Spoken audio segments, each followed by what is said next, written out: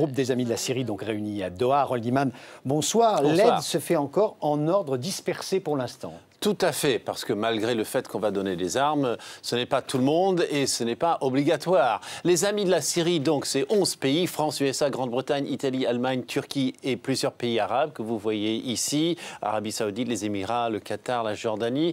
Et qu'est-ce qu'on s'est dit à cette réunion à Doha?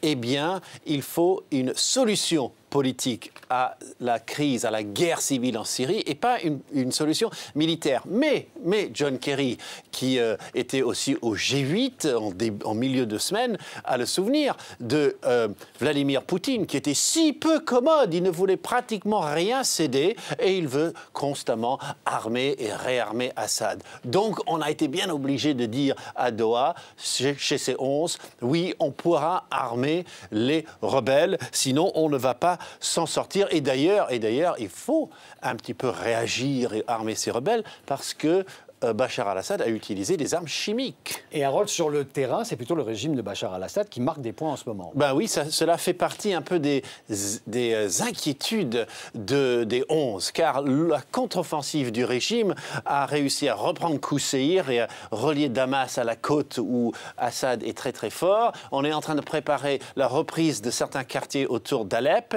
et même on serait en train de préparer la reprise de la reconquête de Deraa dans le sud pour bien boucler la frontière avec la Jordanie. Donc si on fait tout ça, eh bien, il n'y aura plus vraiment de perspective militaire pour l'opposition. Et donc, voilà aussi pourquoi, à Doha, les 11 ont dit on va commencer à donner des armes à cette opposition. Cela fera réfléchir Assad au fait que peut-être qu'il ne pourra jamais vraiment tout à fait gagner sur le terrain.